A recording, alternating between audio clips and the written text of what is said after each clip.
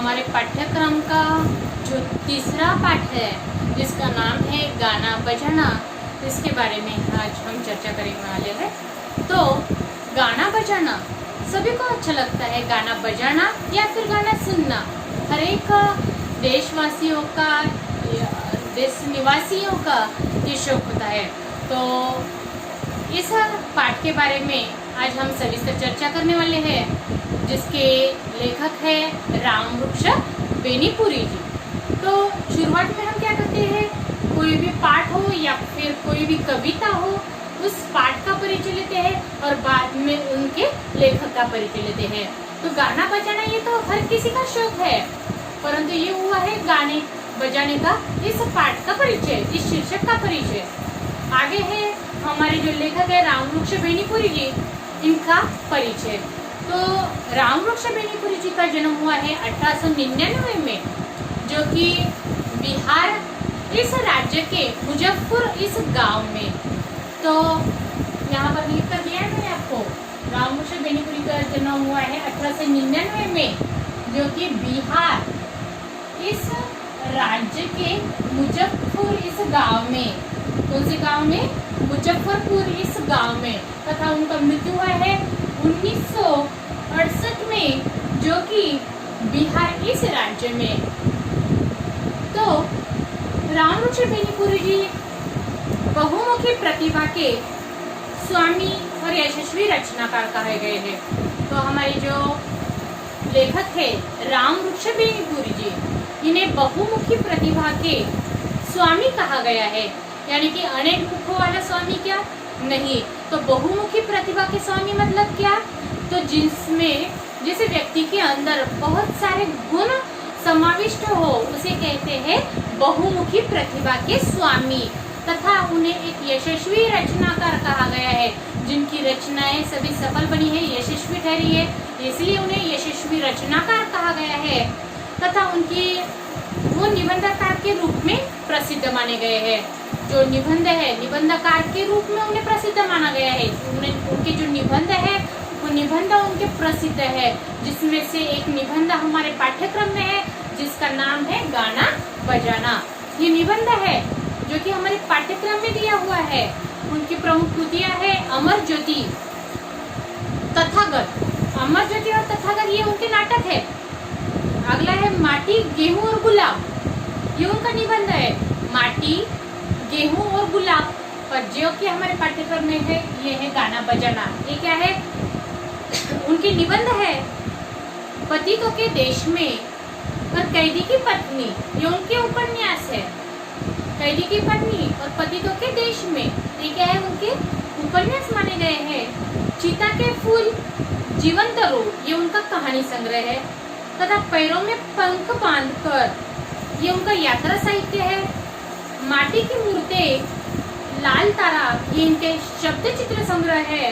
तथा नया आदमी, ये उनका कविता संग्रह है। देखो क्या कहा है उन्हें, बहुमुखी प्रतिभा के स्वामी कहा गया है। इसीलिए हमने देखा है उनकी जो कृतियां हैं यहाँ पर, वो कृतियां एक कृति के ऊपर आधारित है क्या, एक ही रचना यहाँ पर दी गई क्या, नहीं। तो यहाँ पर दिया है निबंध संग्रह, कहानी संग्रह, कविता संग्रह, यात्रा संग्रह तथा उनके उपन्यास, नाटक, कई रचना के बारे में यहाँ पर उल्लेख कहा है। इसलिए रामवृक्ष बेनीपुरी जी को यहाँ पर क्या कहा हुआ है, बहुमुखी प्रतिभा के स्वामी कहा गया है। तथा देखो गद्य संबंधी हम क्या देख रहे हैं, गद्य भाग। तो गद्य भाग कौन सा है हमारा, गाना बजाना। तो इसके बारे में हमें अभी जानकारी लेनी है। ये क्या है, निबंध है। देखो गाना बजाना ये क्या है, निबंध है। तो प्रस्तुत ये जो निबंध है, इस निबंध में रामवृक्ष बेनीपुरी जी ने क्या किया है, रामवृक्ष बेनीपुरी जी ने अलग अलग जो देश है उन अलग अलग देशों के वाद्यों के बारे में यहाँ पर उल्लेख किया हुआ है, और उस वाद्यों का जो बजाने का जो तरीका है, बजाने का जो ढंग है, इसका उल्लेख इस पाठ में किया हुआ है। कवि ने, लेखक ने इस पाठ में क्या कहा है, इसका ध्यान आपको देना है, इसके ऊपर आपको ध्यान देना है। क्योंकि इस पाठ में कठिन ऐसा कुछ भी नहीं है। इसमें सिर्फ लेखक ने अलग अलग देशों के जो अलग अलग वाद्य है एवं उस वाद्यों के बजाने का जो ढंग है इसके बारे में यहाँ पर उल्लेख किया हुआ है। तथा रामवृक्ष बेनीपुरी जी का कहना है, उनका मानना है कि गाने बजाने का जो शौक है ये शौक हर एक देशवासियों के मन में है, हर एक देशों के निवासियों में ये शौक है, ऐसा यहाँ पर रामवृक्ष बेनीपुरी जी का मानना है। तो देखो इस पाठ के बारे में हम अब चर्चा करने वाले हैं। इसके पहले आप सभी को अपनी जो किताब है ये किताबें निकालनी है और जो पंक्तियां मैं पढ़ती हूँ इसके ऊपर आपको आपका लक्ष्य केंद्रित करना है। देखो शुरुआत की जो पंक्ति है पीपी पुपू, पीपी पुपू, क्या लगता है आपको ये क्या है? पीपी पुपू बराबर है, ये है पिपुई, आपण मराठी मध्ये काय म्हणतात त्याला पुंगी, बरोबर है। तो यहाँ पर पीपी पुपू इसका उल्लेख किया गया है, पिपुही यानी पीपी पुपू। ये धुन है, किसकी धुन है? पिपुही की। कोई बच्चा बेतहाशा रो रहा है। अभी यहाँ पर लेखक ने कहा है पहली पंक्ति कि एक छोटा सा बच्चा है। हम देखते हैं कि सभी के घर में बच्चे होंगे छोटे छोटे, तो बच्चे क्या करते हैं? रोते हैं, जिद करते हैं कि मुझे यही चाहिए, यही खिलौना मुझे चाहिए। तो ऐसे ही इस पाठ्यक्रम में उल्लेख किया हुआ है एक बच्चे का, जो कि बच्चा बेतहाशा रो रहा है। बेतहाशा शब्द लिख कर दिया है मैंने, बेतहाशा। बेतहाशा का अर्थ है बहुत अधिक। कोई बच्चा क्या करता है? बहुत ज्यादा रोता है, बहुत अधिक रोता है। उसे कितनी भी चुप कराने की कोशिश कीजिए, वो चुप होता है क्या? नहीं। हम भी देखते हैं घर पर कि बहुत, हमारे घर में जो छोटा बच्चा है बहुत ज्यादा रोता है, हम क्या करते हैं? अरे बेटा ऐसे रोते नहीं है, चुप हो जाओ। चुप होता है क्या वो? नहीं, बल्कि हम उसे जब कहते हैं कि अरे बच्चा मैं तुम्हें एक चॉकलेट दूंगी, ये देखो ये क्या है मेरे पास, खिलौना है ना अच्छे से, तो वो क्या करता है? चुप रहता है, मुस्कुराता है और उसे लेने के लिए जिद करता है। उसी प्रकार से इस पाठ में भी ऐसे कहा है कि एक बच्चा है जो कि बहुत ज्यादा रोता है, उसे चुप कराने की कितनी भी कोशिश की जाए परंतु वो चुप होता है क्या? नहीं। बस आप एक पिपुही लेकर उसके सामने जाए, उसके नजदीक बजाए। पिपुही, पिपुही इसका अर्थ मैंने आपको लिख कर दिया है। पिपुही यानी छोटी सी बांसुरी। पिपुही का अर्थ क्या है? छोटी सी बांसुरी। कोई बच्चा बहुत ज्यादा रोता है और आप क्या करना है? आपको एक पिपुही, एक छोटी सी बांसुरी लेकर आपको उसके नजदीक बजानी है। वो झट से चुप होता है और शायद मुस्कुरा भी लेगा। नया कुछ दिखाई देता है उसे, नया खिलौना दिखाई देता है और उस खिलौने के देखकर वो झट से चुप होता है, शायद मुस्कुरा भी पड़े और उस खिलौने के लिए लेने के लिए उसे जिद भी करेगा। वो जिद यानी आग्रह। देखो जिद सभी लोग करते हैं, आप लोग भी जिद करते होंगे मम्मी पापा के पास कि हमें ये चाहिए, वो खिलौना चाहिए, ये नए कपड़े चाहिए, करते हैं ना। उसी प्रकार से ये छोटा बच्चा जिद करता है और रोता है और उसे एक खिलौना दिखाई दिया तो उसे लेने के लिए वो जिद कर रहा है, आग्रह कर रहा है। देखो बाजे में यह करामत है ही, बाजे में ये करामत है ही। करामत यानी चमत्कार। देखो करामत, करामत का अर्थ भी लिख कर दिया है मैंने। करामत यानी चमत्कार। बाजे में ये चमत्कार है कि वो रोते हुए छोटे से बच्चों को चुप कर सके। लोगों का तो कहना है कि जिस समय मनुष्य जाति अपने बचपन में रही होगी, देखो मनुष्य का कहना ही है ये है कि जिस समय मनुष्य जाति बचपन में रही होगी, जो बड़े बड़े लोग हुए मनुष्य, वो मनुष्य जाति जब वो बचपन में रही होगी, जब वो छोटे छोटे होते हुए होगी, तो विद्या बुद्धि का जैसा विकास नहीं हुआ होगा, उस समय भी उसे गाने बजाने का शौक जरूर हुआ होगा। देखो जब मनुष्य जाति छोटी हुई होगी, आपके मम्मी पापा जब छोटे हुए होंगे, उनमें विद्या बुद्धि का जैसे विकास नहीं हुआ होगा। वो जब बचपन में थे तभी के समय में विद्या का बुद्धि का इतना विकास नहीं था। शिक्षण का विकास था क्या? एजुकेशन का नहीं था, बल्कि परंतु वहाँ पर गाने बजाने का शौक जरूर रहा होगा।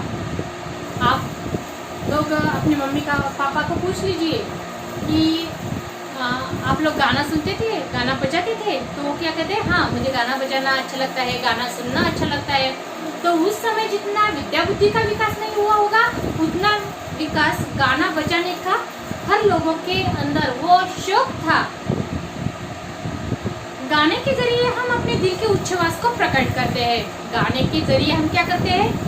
गाना सुनकर गाने के जरिए हम क्या करते हैं?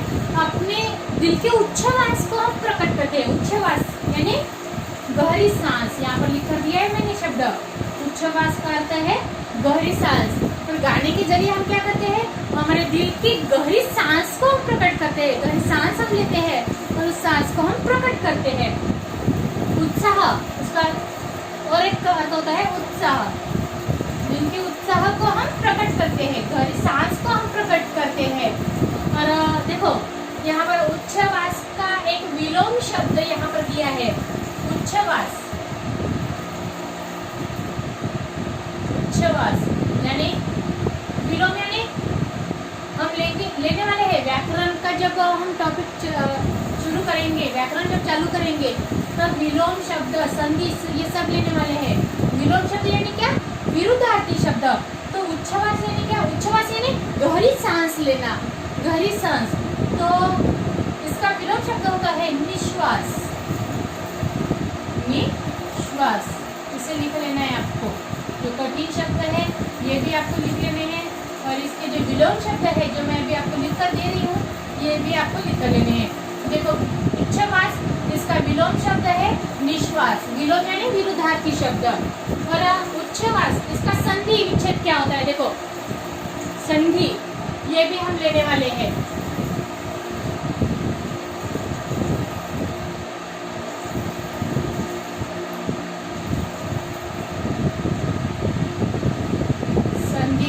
संधि विग्रह, तीन प्रकार की संधि होती है। विसर्ग संधि, स्वर संधि। देखो यहाँ पर संधि मतलब क्या? संधि का संधि की संख्या क्या होती है? संधि यानी मेल या फिर जोड़, इसे कहते हैं संधि।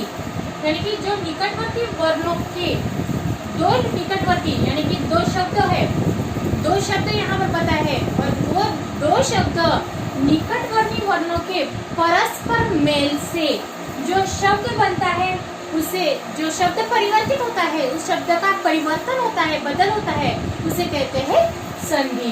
तो देखो उच्छ्वास, इस शब्द की संधि, ये हम व्याकरण लेने वाले हैं बाद में। उच्छ्वास, इसकी संधि क्या होती है? उच्छ्वास,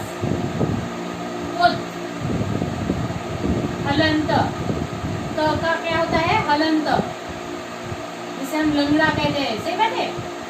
हलंत, यहाँ पर हलंत, उसकी संधि है श्वास, उत्श्वास।